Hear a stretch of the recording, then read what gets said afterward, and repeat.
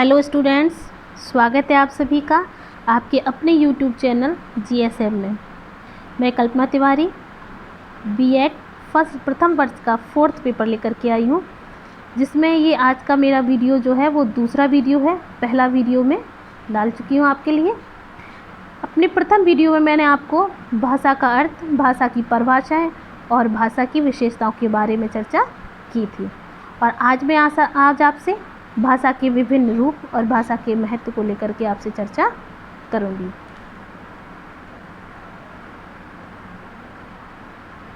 चलिए देखते हैं भाषा के विभिन्न रूप कौन कौन से हैं। ये मैंने एक छोटा सा डायग्राम बनाया है। भाषा के विभिन्न रूप: मातृभाषा, सांस्कृतिक भाषा, राष्ट्रभाषा, राजभाषा और अंतर्राष्ट्रीय भाषा। इसको कि मैंने क्रम में लिखा हुआ है: मातृभाषा, सांस्कृतिक भाषा और राजभाषा, राष्ट्रभाषा और अंतर्राष्ट्रीय भाषा। एग्ज़ाम में अगर ये क्वेश्चन आता है तो आपको ये सिर्फ नंबरिंग करने के बाद छोड़ नहीं देना है। इसके बाद आपको इसके अंदर बहुत सारा लिखना है, जिनको कि मैं मौखिक रूप से आपको बता रही हूँ। मातृभाषा क्या है? मातृभाषा शब्द से ही हमें प्राप्त हो रहा है कि मातृभाषा क्या है। मातृ मतलब माता, भाषा मतलब भाषा जो आप बोलते हैं। माता के द्वारा बोली गई भाषा मीन्स जो बच्चा अपनी माता का अनुकरण करके स्वाभाविक रूप से सीखता है, सामान्यतः उस भाषा को ही मातृभाषा कहा जाता है। लेकिन अगर इसको व्यापक रूप से देखते हैं तो क्या है? मातृभाषा वह भाषा होती है जिसे वह बच्चा जन्म से सीखना प्रारंभ करता है और आगे चलकर जिस भाषा का अनुकरण करके वह विद्यालय में पढ़ता है और अपने जीवन में सफलता को अर्जित करता है। माता और मातृभूमि के समान मातृभाषा भी हमारे लिए वंदनीय है, क्योंकि सर्वप्रथम हम जो भाषा सीखते हैं वो मातृभाषा ही होती है। मातृभाषा का अनुकरण करके ही हम चलना, बोलना, सुनना, लिखना सब कुछ अपनी मातृभाषा से ही प्रारंभ करते हैं। और हमारी मातृभाषा क्या है? हिंदी। हिंदी हमारी मातृभाषा है। जैसे हमारी हिंदी मातृभाषा है, वैसे ही बंगाल की मातृभाषा क्या होगी? बंगाली। गुजरात की क्या है? गुजराती। ऐसे ही हमारे प्रांत, हमारे उत्तर प्रदेश की मातृभाषा क्या है? हिंदी। और हिंदी हमारी मातृभाषा है जो हमारे लिए वंदनीय है। नेक्स्ट देखते हैं सांस्कृतिक भाषा। सांस्कृतिक भाषा मतलब जिसमें हमारी संस्कृति निहित हो, जिसमें हमारी संस्कृति निहित हो। मीन्स इसका मतलब ये हो कि जिस भाषा में हमारे राष्ट्र की प्राचीन सभ्यता, संस्कृति, आचार विचार और ज्ञान का भंडार निहित होता है, वह उस राष्ट्र की सांस्कृतिक भाषा कही जाती है। और हमारी जो सांस्कृतिक भाषा है वो क्या है? संस्कृत और हिंदी है। सर्वप्रथम हमारे वेद, पुराण, उपनिषद किस भाषा में लिखे थे? संस्कृत भाषा में। फिर धीरे धीरे इनको ट्रांसलेट करके ये हिंदी भाषा में आ गई। और चूँकि हिंदी भाषा जो है हमारे प्रांत में सभी लोग बोलते हैं, सभी लोग समझते हैं, तो ये सारी जो भी हमारे वेद, पुराण, जो भी हमारी संस्कृति है वो हिंदी भाषा के माध्यम से सभी तक आसानी से पहुंच जाती है। नेक्स्ट है राजभाषा। राजभाषा का मतलब क्या हुआ? किसी राज्य का शासनकार। राज मतलब किसी राज्य का शासनकार जिस भाषा में चलता है वह उस राज्य की राजभाषा कहलाती है।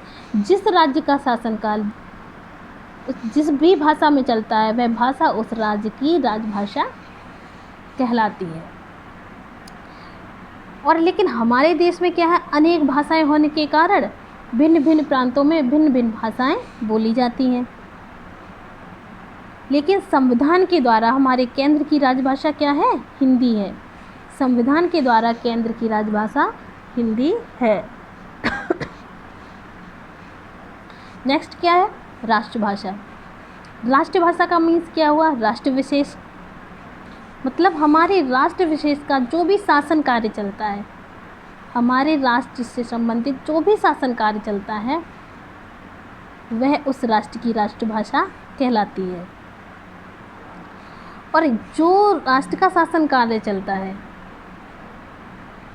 जो उस राष्ट्र का शासन कार्य चलता है उस भाषा को राष्ट्र के अधिकतर व्यक्ति प्रयोग करते हैं। सैद्धांतिक रूप से खड़ी बोली हिंदी को राष्ट्रभाषा घोषित कर दिया गया है। लेकिन अभी भी वह राष्ट्रभाषा के पद को प्राप्त नहीं कर पाई है। क्यों नहीं कर पाई है? क्योंकि इसका कारण हमारी अंग्रेजी भाषा है। मीन्स खड़ी बोली हिंदी को राष्ट्रभाषा सैद्धांतिक तौर पे तो घोषित कर दिया गया है, परंतु वह राष्ट्रभाषा के पद को प्राप्त नहीं हो सकी। क्यों नहीं हो सकी? क्योंकि हमारी अंतर्राष्ट्रीय भाषा क्या है? अंग्रेजी है। अंग्रेजी के प्रति जो लगाव है आज के लोगों का वो कम नहीं हो रहा है। अब देखते हैं अंतर्राष्ट्रीय भाषा क्या है। अंतर्राष्ट्रीय भाषा मतलब इंटरनेशनल लैंग्वेज, जिस भाषा के माध्यम से संसार के सभी राष्ट्र अपने विचारों का आदान प्रदान करते हैं। मतलब जिस भाषा का प्रयोग विश्व के सारे लोग, सारे देश करते हैं, जिससे उनका आदान प्रदान होता है विचारों का, और जो भी उनका व्यापार है, जो भी ऑफिशियल वर्क है, जिस भाषा में किया जाता है उस भाषा को क्या कहते हैं? अंतर्राष्ट्रीय भाषा कहते हैं।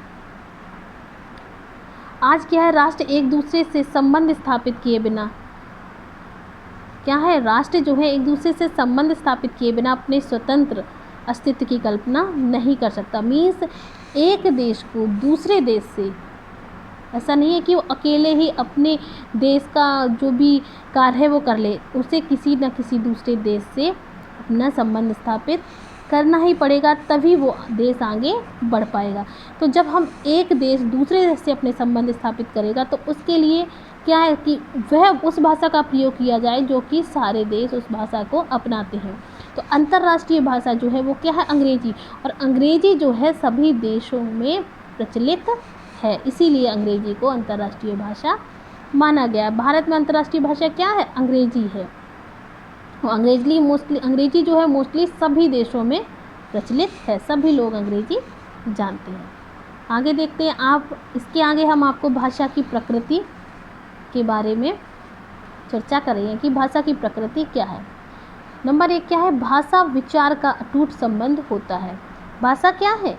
विचार का अटूट संबंध होता है। अगर भाषा है आपके पास तो आपके पास विचार भी होगा, और अगर आपके दिमाग में विचार है तो उस विचार को व्यक्त करने के लिए भाषा की आवश्यकता आपको अवश्य ही पड़ेगी।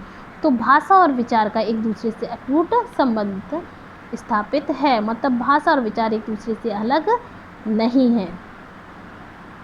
नेक्स्ट देखते हैं, भाषा अभिव्यक्ति का एक सांकेतिक साधन है।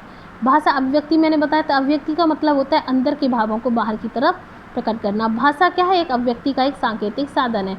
जो लोग बोल सकते हैं वो लोग अपने मौखिक रूप से अपनी भाषा को दूसरे तक व्यक्त करते थे। लिख सकते हैं वो लिख करके अपनी अभिव्यक्ति को दूसरे तक, अपनी भावनाओं को अभिव्यक्त करते हैं। और जो लोग ना बोल सकते ना लिख सकते तो वो क्या करते हैं? वो सांकेतिक रूप से अपने भावों को दूसरे तक पहुंचाते हैं।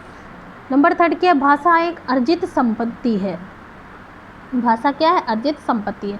भाषा वंशानुक्रम से संबंधित नहीं है, यह एक अर्जित संपत्ति। मीन्स बच्चा जिस वातावरण में रहता है, जिस जगह पर रहता है, वह वहीं की भाषा को वह बच्चा सीख लेता है। अगर कोई बच्चा हमारे उत्तर प्रदेश का है तो वह हिंदी भाषा को जानता होगा।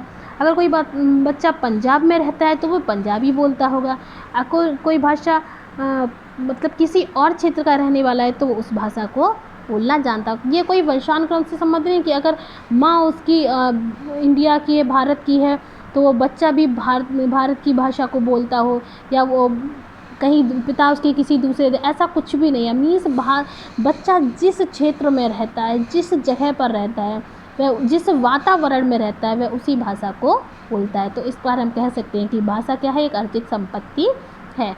भाषा का संबंध परंपरा से होता है। परंपरा से क्या मतलब है? परंपरा से मतलब वह एक पीढ़ी से दूसरी पीढ़ी में स्वतः ही चला जाना। जो भी